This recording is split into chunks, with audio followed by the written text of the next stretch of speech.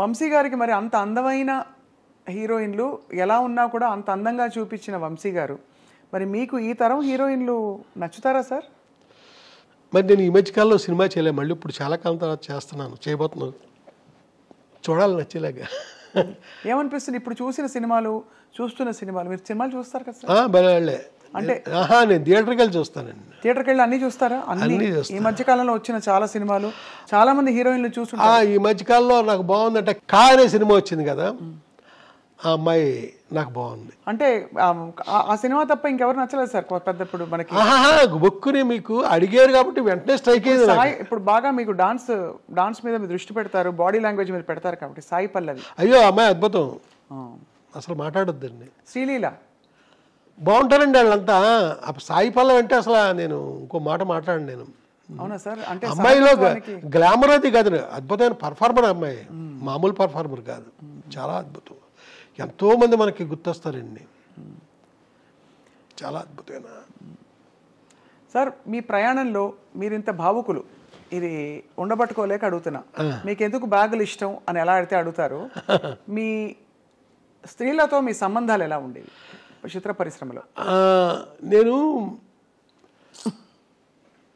నాకేంటో తెలియదండి, నాదంతా మానసికమైన సంబంధం తప్ప ఫిజికల్గానే పెట్టుకోనండి. ఏంటో తెలియదు నాకు ఎవరితోని. నాకు ఓ హీరోయిన్ అని ఏదో చాలామంది చెప్పుకుంటారా, ఆ మనిషితో సైతం నాకు ఫిజికల్గా నాకు ఎవరితోని సంబంధాలు లేవు. కానీ మీకు ప్రేమ కలుగుతుందా? అదేంటోనండి, మనిషి మీద ఒకనొక ఇష్టం. ఇప్పుడు సినిమాలు ఉదాహరించడం చాలా పెద్ద ఇదిగా ఉంటుంది, బాగోదు. మానసికంగా నేను ఇష్టపడడం తప్ప ఇదేం చేయను. ఒకసారి ఒక ఇన్సిడెంట్ జరిగిందండి, బ్యాంకాక్ వెళ్ళామండి. కొందరు రైటర్స్తో పాటు బ్యాంకాక్ వెళ్ళాల్సి వచ్చింది ఒక అతను కలవడానికి, ఒక హీరోని. నాతో పాటు వచ్చిన ఒక యంగ్ రైటరు ఒక రూమ్ చూపించి, ఈ రూమ్లో పలానా డైరెక్టరు పేరు చెప్పనండి 5 అమ్మాయిలతో ఒక రాత్రి గడిపాడండి. నేను అసలు అది విన్నాను కానీ నేను ఏమాత్రం నాకు అది సహించలే, ఏమాత్రం ఆ మాట శబ్దస్ఫూరకంగా నాకు అనిపించలే. నేను ఆ రకం కాదండి, ఎట్టి పరిస్థితుల్లో కాదు. అంటే ఇది అడగడానికి నేపథ్యం కూడా సార్, ఇది ఏదో మీ వ్యక్తిత్వం గురించి అడగడానికి అని కాదు సార్, తప్పట్టుకోకండి దయచేసి. మీరు ఎలా అడిగినా పర్లేదు, బట్ అంటే కానీ అంటే మీ ఇంత భావుకత ఉండే వంశీ గారికి సహజంగానే అంటే మీరు సృష్టించే పాత్రల మీదైనా మీకు ప్రేమ వచ్చేస్తుంది కదా? అవునండి. ఇప్పుడు సితార కావచ్చు, తర్వాత మీరు చెప్పిన అన్ని సినిమాల అందరు హీరోయిన్లు అంత అందంగా ఉన్నారు, ఒక్కొక్క సినిమాలో ఒక్కో తీరులో. సో అప్పుడు వేవ్ లెంగ్త్ అంటే కనెక్షన్ ఎవరితో కలిగి ఉంటుంది మీకు అని? అప్పట్లో మీరు అన్నట్టుగా ఒక హీరోయిన్తో ఎక్కువ మీ పేరుని జోడించారు, కానీ ఇంకా నేను ఇంకెవరితోనే నాకు అలాంటి లేదు.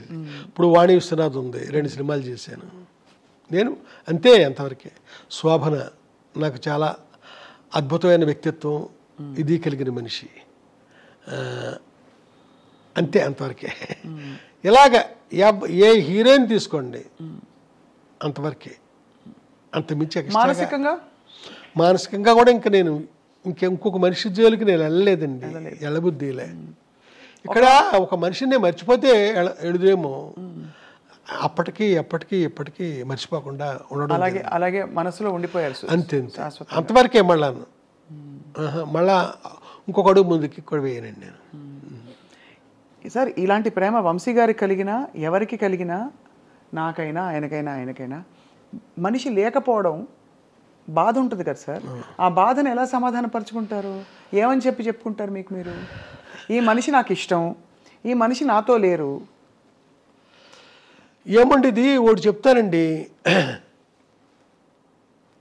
నిన్న ఒక ఫోటో చూశానండి. ఆ ఫోటో ఎవరిదంటే జమున గారిది. నేను డైలీ శుభోదయాలు పెడుతుంటారండి. అవును, ఫేస్బుక్లో కాదు, మామూలుగా పంపించేవాడిని మీలాంటి ఫ్రెండ్స్కి, మీకు కూడా పంపిస్తాను. అలాగే కొంతమందికే పంపించేటప్పుడు మా వర్మ, చిరంజీవి వర్మ అని అతను, అంటే ఇప్పుడు నా తాలూకు యూట్యూబ్ ఛానల్ అంతా చూసేది అతనే. అతను ఫేస్బుక్లో కూడా పెట్టేస్తున్నాడు ఈ శుభోదయాలు. అయితే నిన్న జమున గారు లేకపోయినా ఆ మోగ మనసులో గౌరీ నా గుండెల్లోనే ఉంది. అనేదో రాశానండి అన్న. ఆ శుభోదయం అనగా రేపటిలో వస్తుంది. సార్ ఫేస్బుక్లో మీరు పెడుతున్న అంటే మీరు పంపిస్తున్న శుభోదయాలు ఫేస్బుక్లోకి వస్తున్నాయి. అందులో సరే జమున గారిది పెట్టడం ఒక ఎత్తు అయితే, ఒక రొట్టె ముక్కలు అమ్ముకునే ఒక ఫోటో పెట్టి అక్కడ తమిళంలో ఒక ఏదో రాసి ఉంటే దానికి అంత స్పందన రావడం ఏంటి? వీళ్ళు మళ్ళీ మా పసలపూడి రావాలి అని చెప్పి వచ్చే రామారావు అని మీరు రాశారేంటి అనే ఒక ప్రశ్నకి ఏం చెప్తారు సార్? ఏమైందంటేనండి, చాలామంది వేరే విధంగా రియాక్ట్ అయ్యారండి.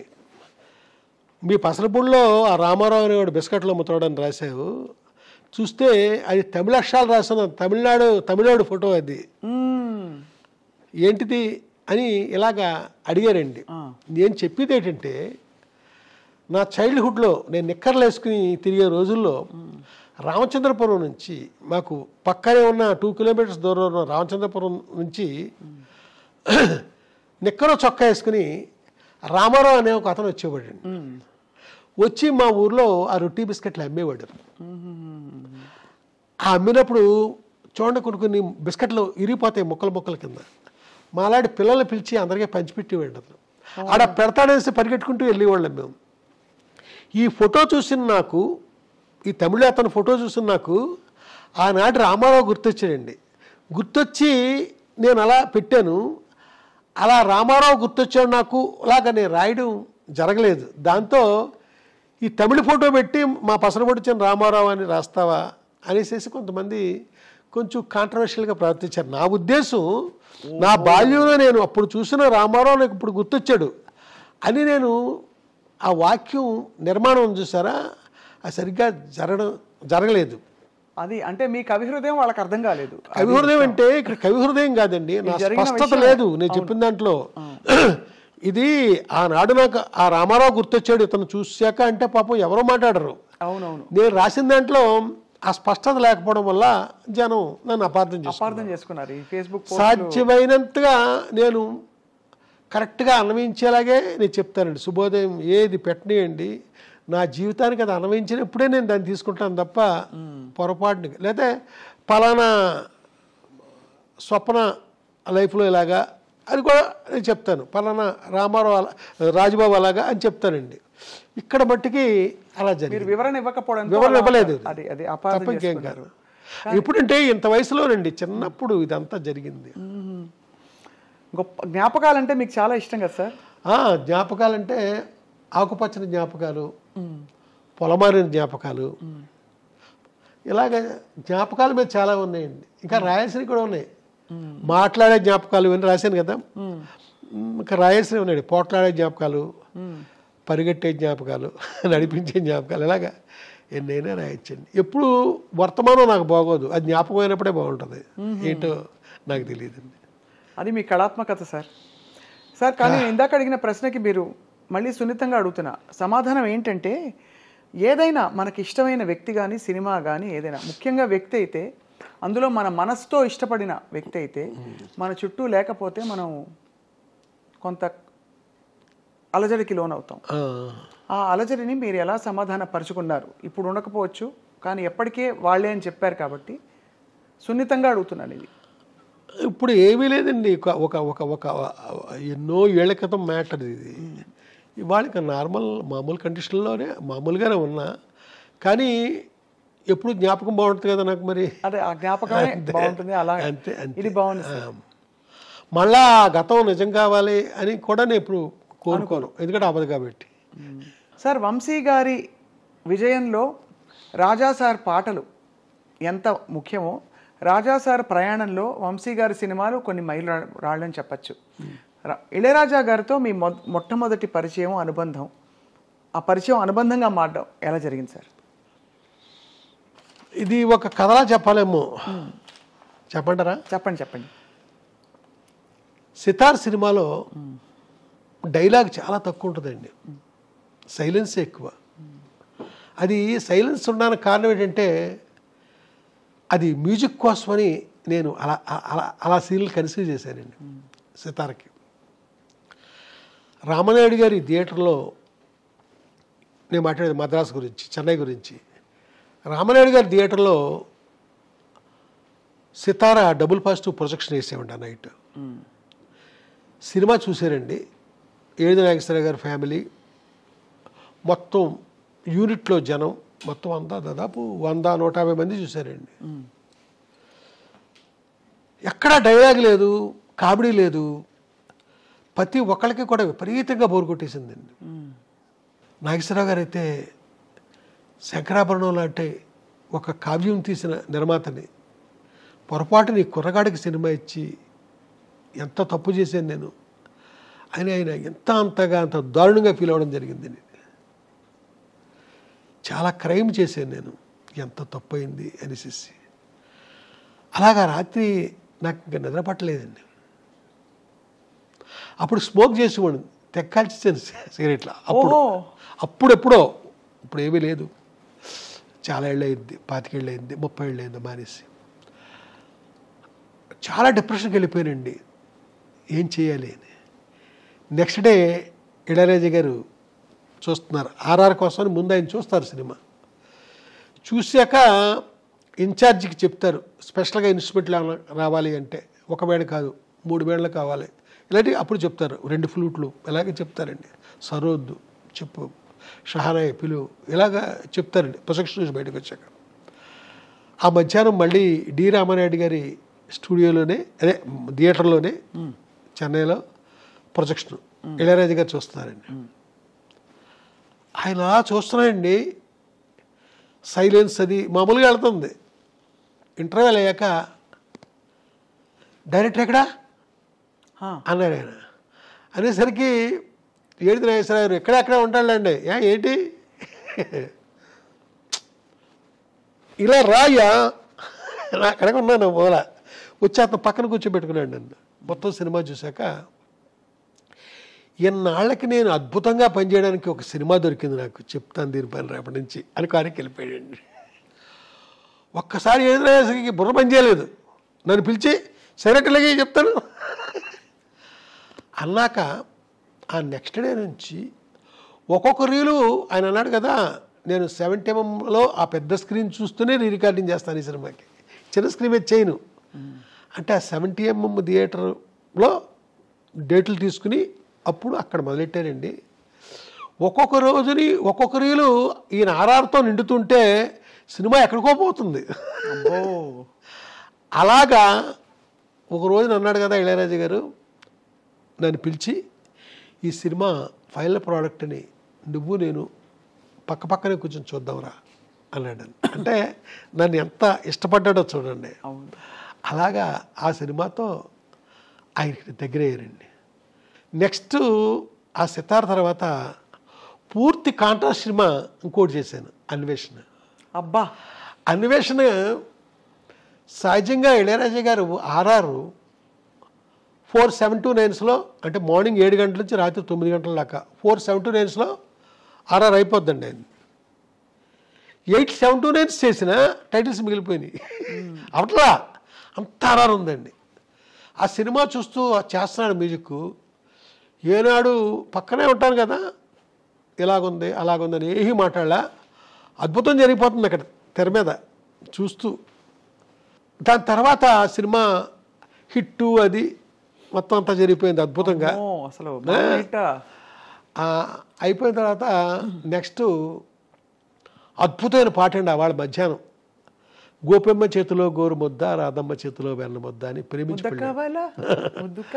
ఆ పాట నోట్స్ ఇచ్చేసాడు, 2-9 నోట్స్ ఇచ్చేసాడు. రేయ్ నాకు సైట్ వచ్చింది అంటున్నారు, చెత్వారం డాక్టర్ దగ్గరికి వెళ్తున్నాను రా అన్నాడు. ఇద్దరం కారులో వెళ్ళాం. అలాగే ఎన్ని చోట్లకో తీసుకెళ్ళేవాడు నన్ను. వెళ్తే రాయపేటలో ఒక ఇంటి ముందు సిమెంట్ సోఫాలు ఉన్నాయండి. ఇంటి ముందు సిమెంట్ సోఫాలు, అక్కడ కూర్చున్నాము. మమ్మల్ని చూసిన మనిషి లోపలికి వెళ్ళి ఒక ఆయనకి చెప్పాడు. ఆయన చొక్కా బటన్స్ పెట్టుకుంటూ బయటకు వచ్చాడండి. ఆయన ఎవరంటే సౌందరరాజన్ గారు, క్యారెక్టర్ ఆర్టిస్ట్.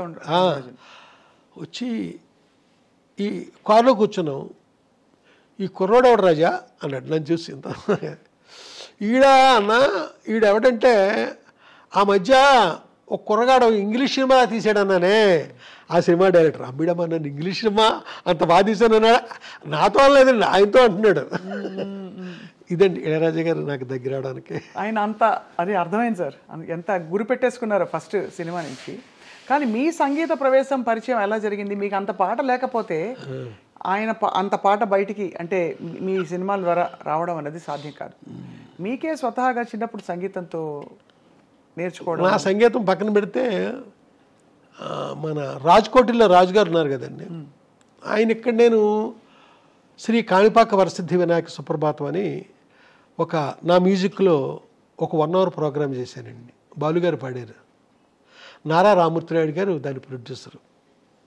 అయితే మొత్తం అంతా రికార్డ్ చేసామండి.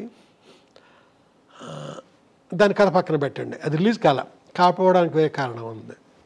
షిరిడి సత్యసాయిబాబా గారు వినాలి, ఆయన ఓకే అంటే అప్పుడు రిలీజ్ చేస్తానన్నారు రామూర్తినాయుడు గారు. ఇంతలో సత్యసాయిబాబా గారు చనిపోయారు. దాంతో అది అలా ఉండిపోయింది. అద్భుతమైన ఒక అదే మన సుప్రభాతం అండి అది. అయితే దానికి కండక్టర్ వచ్చి రాజుగారు పనిచేశారండి, టీవీ రాజుగారు అబ్బాయి, రాజకోట్ల రాజుగారు.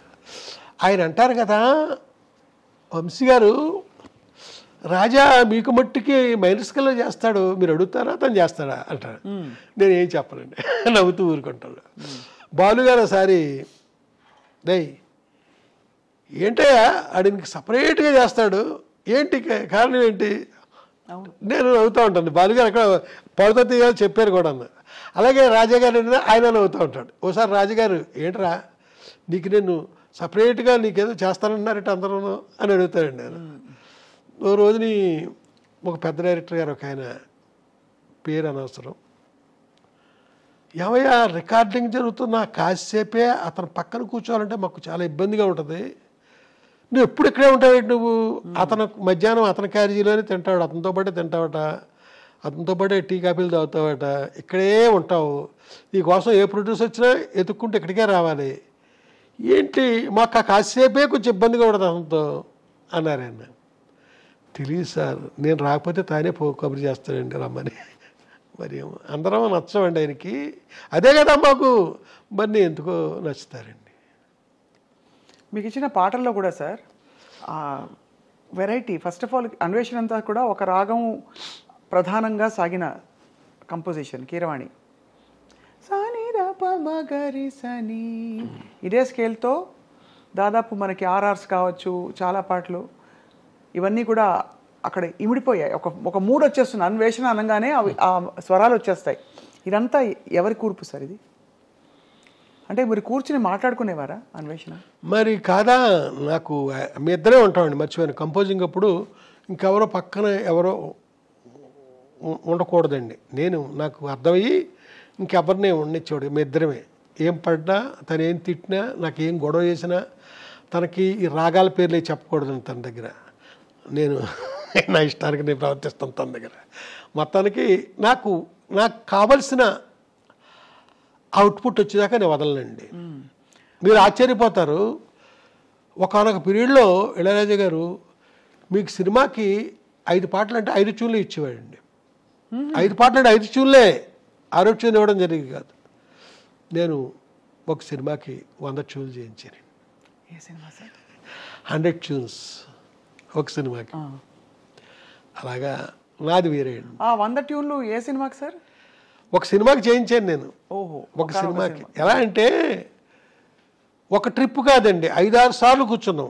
ఆ తర్వాత మా కంపోజింగ్ ఎప్పుడు కూడా చెన్నైలో చేసేవాళ్ళం కాదండి, తమిళనాడు లోపల అడుగుల్లో, ముఖ్యంగా ఎక్కడెక్కడో అలాగ ఆయన కూడా తిరుగుతూ లేకపోతే తిరువన్నమలై రమణాశ్రమంలోనో, అక్కడ ఆయన కాటేజ్ ఉందండి ఆశ్రమంలో. ఇలాగా అంటే ఎందుకు 100 చేయించా? ఆయన సంగీతం అంతా అమృతం, రాజా సార్ సంగీతం అంటే అమృతం, ఇలా పట్టుకోవాలి దోసిట్లో.